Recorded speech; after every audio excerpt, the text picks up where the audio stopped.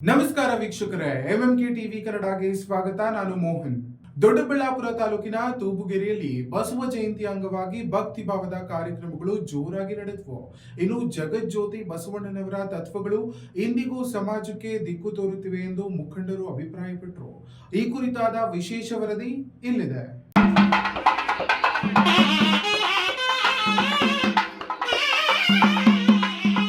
ದೊಡ್ಡಬಳ್ಳಾಪುರ ತಾಲೂಕಿನ ತೂಬುಗೆರೆಯಲ್ಲಿ ಬಸವ ಜಯಂತಿ ಅಂಗವಾಗಿ ಭಕ್ತಿ ಭಾವದ ಕಾರ್ಯಕ್ರಮಗಳು ಜೋರಾಗಿ ನಡೆದವು. ಇನ್ನು ಈ ಸಂದರ್ಭದಲ್ಲಿ ಮಾತನಾಡಿದ ಮಾಜಿ ಶಾಸಕ ನಿಸರ್ಗ ನಾರಾಯಣ ಸ್ವಾಮಿ ಅವರು ಜಗಜ್ಯೋತಿ ಬಸವಣ್ಣ ಜಾತ್ಯತೀತ ನಾಯಕ ಎಂದು ಹೇಳಿದರು. 12ನೇ ಶತಮಾನದಲ್ಲಿ ಅನುಭವ ಮಂಟಪವನ್ನ ಸ್ಥಾಪಿಸುವ ಮೂಲಕ ಎಲ್ಲ ವರ್ಗದ ಜನರಿಗೆ ಸಮಾನ ಅವಕಾಶ ಕಲ್ಪಿಸಿದ ಮಹಾನ್ ನಾಯಕ ಬಸವಣ್ಣ ಎಂದು ಅವರು ತಿಳಿಸಿದರು. ಬಸವಣ್ಣನವರ ತತ್ವ ಮತ್ತು ಆದರ್ಶಗಳನ್ನ ಸಮಾಜ ಪಾಲನೆ ಮಾಡುತ್ತಿರುವುದರಿಂದಲೇ ದೇಶ ಜಾತ್ಯತೀತ ಪಥದಲ್ಲಿ ಬೆಳೆದಿದೆ ಎಂದು ಅವರು ಅಭಿಪ್ರಾಯಪಟ್ಟರು.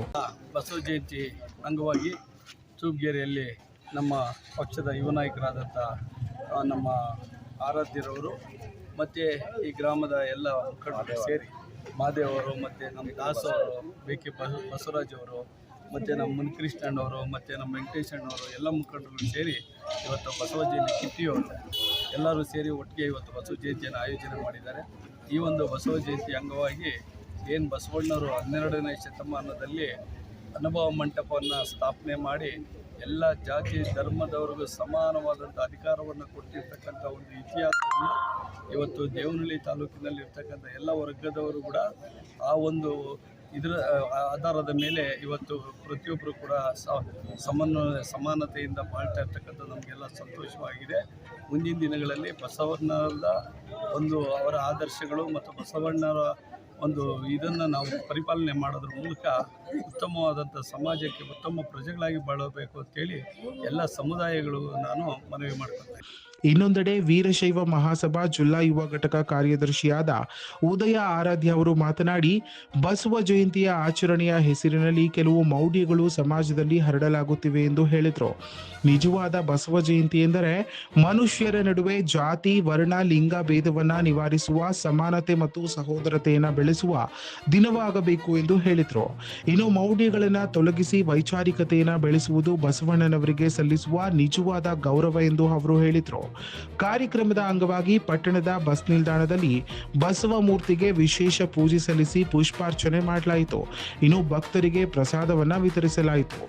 ವಾದ್ಯ ಮೇಳದೊಂದಿಗೆ ಮಹಿಳೆಯರು ಆರತಿ ಹಿಡಿದು ಊರಿನ ಪ್ರಮುಖ ಬೀದಿಗಳಲ್ಲಿ ಸಂಚರಿಸಿ ಬಸವೇಶ್ವರ ಸ್ವಾಮಿಗೆ ಭಕ್ತಿ ಭಾವದಿಂದ ಆರತಿ ಸಲ್ಲಿಸಿದರು. ನೂರಾರು ಭಕ್ತರು ಬಸವೇಶ್ವರರ ದೇವಾಲಯದಲ್ಲಿ ವಿಶೇಷ ಅಲಂಕಾರಗಳೊಂದಿಗೆ ಪೂಜೆ ಸಲ್ಲಿಸಿ ಭಕ್ತಿ ಭಾವ ಮೆರೆದರು. ಆಗಮಿಸಿದ ಭಕ್ತರಿಗೆ ಪಾನಕ ಹಾಗೂ ಕೋಸಂಬರಿ ವಿತರಿಸಲಾಯಿತು. ಇನ್ನು ಸಂಜೆ ವೇಳೆ ಬಸವೇಶ್ವರರ ಮೂರ್ತಿಯ ಮೆರವಣಿಗೆ ನಡೆಯಿತು.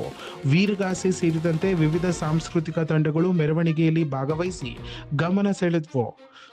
ಇನ್ನು ಈ ಕಾರ್ಯಕ್ರಮದಲ್ಲಿ ಮಾಜಿ ಜಿಲ್ಲಾ ಪಂಚಾಯಿತಿ ಸದಸ್ಯ ಅರವಿಂದ್, ತಾಲೂಕು ಸೊಸೈಟಿ ನಿರ್ದೇಶಕ ಪುರುಷೋತ್ತಮ್, ಮಾಜಿ ಗ್ರಾಮ ಪಂಚಾಯಿತಿ ಅಧ್ಯಕ್ಷ ನಾಗರಾಜು HA, JDS ಹೋಬಳಿ ಅಧ್ಯಕ್ಷ ಜಗನ್ನಾಥ್, ಬಿಜೆಪಿ ಹೋಬಳಿ ಅಧ್ಯಕ್ಷ ಕೃಷ್ಣಪ್ಪ, ಮುಖಂಡರಾದ ಬಚ್ಚವಳ್ಳಿ ನಾಗರಾಜು, ಮುದ್ದಣ್ಣ, ನಾಗಿನಹಳ್ಳಿ ನಾಗರಾಜು, ಹಳ್ಳಿ ರೈತ ಅಂಬರೀಶ್, ಸ್ಥಳೀಯ ಮುಖಂಡರಾದ ವೆಂಕಟೇಶ್ TV, ಮುನಿಕೃಷ್ಣಪ್ಪ, ಕನಕದಾಸ, ಸುಬ್ರಹ್ಮಣ್ಯ, ಗಂಗರಾಜು, ಶ್ರೀಧರ, ನಿವೃತ್ತ ದೈಹಿಕ ಶಿಕ್ಷಕ ವಿಶ್ವನಾಥ್ ಗೌಡರ್, SLRS ಶಾಲೆಯ ಮುಖ್ಯ ಶಿಕ್ಷಕ ನಾಗರಾಜ್, ವೀರಶೈವ ಲಿಂಗಾಯತ ಸಮಾಜದ ಮುಖಂಡರಾದ ಮಹಾನಂದ ಆರಾಧ್ಯ, ಸದಾನಂದಯ್ಯ, ಚಂದ್ರು, ಉದಯ ಆರಾಧ್ಯ ಸೇರಿದಂತೆ ಹಲವರು ಉಪಸ್ಥಿತರಿದ್ದರು.